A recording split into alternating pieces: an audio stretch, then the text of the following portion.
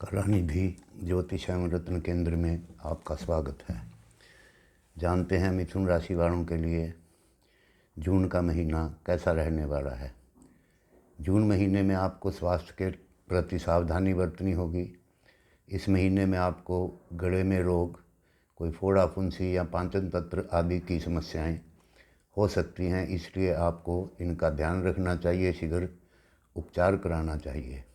इस महीने में आपको फेफड़ों संबंधी भी कोई समस्या हो सकती है, खांसी आदि की समस्या आपको परेशानी में डाल सकती है, इसलिए आपको उनका उपचार तुरंत कराना चाहिए। स्वास्थ्य की दृष्टि से महीना कमज़ोर है।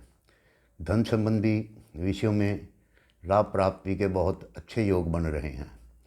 आपको कई प्रकार से लाभ प्राप्त होंगे। महीना बहुत शुभ है। किसी कंपनी या किसी प्रतिभाशाली व्यक्ति के साथ मिलकर आप उच्च नैतिक मूल्यों के साथ अपने कार्यों को पूर्ण करेंगे। योजना बनाकर या उम्मीद के अनुरूप लाभ प्राप्त इस समय में आपको होंगे। मानसिक और सामाजिक पक्ष की स्थिति भी आपके पक्ष में संतोषजनक रहेगी। सरकार के साथ कार्य पूर्ण करने के लिए यह बहुत ही लाभदायक समय है। जहाँ तक कि आपको इस समय में पिछला बकाया भुगतान मिल जाएगा। आपके रुके हुए पैसे इस महीने में आपको प्राप्त हो सकते हैं। वाद विवाद या कोई मुकदमा चल रहा है तो फैसला आपके पक्ष में आएगा। किसी नए काम में निवेश करने के लिए भी समय उत्तम है। कैरियर, इस महीने में आपके कैरियर में काफ़ी सुधार होगा। आपके व्यापार में उन्नति होगी। समय बहुत अनुकूल है। इस महीने की शुभता आपके व्यापारिक जीवन को ऊंचाइयों पर ले जा सकती है। व्यापारिक कार्यों के लिए आपके द्वारा यात्रा करने की संभावना बन रही है।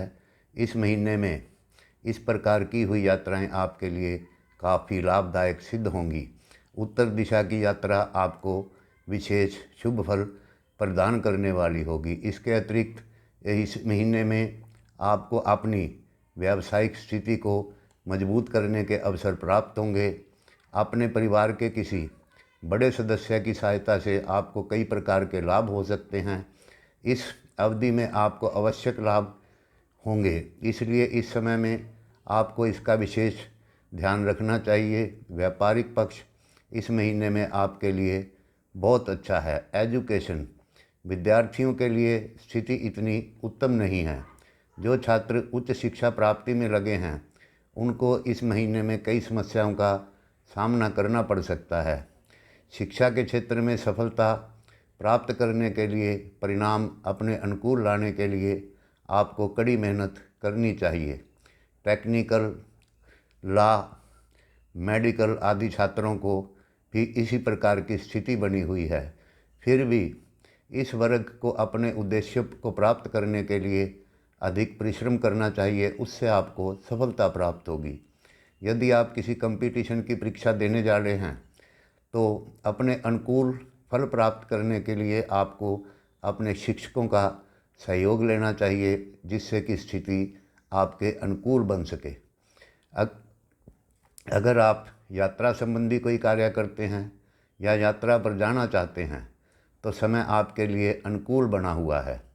अगर आप कोई सौदा तय करने के लिए यात्रा करते हैं तो आपकी यात्राओं से आपको मनोवांछित फल प्राप्त होने की संभावना है। यात्राओं के लिए यह महीना बहुत उपयोगी बना हुआ है।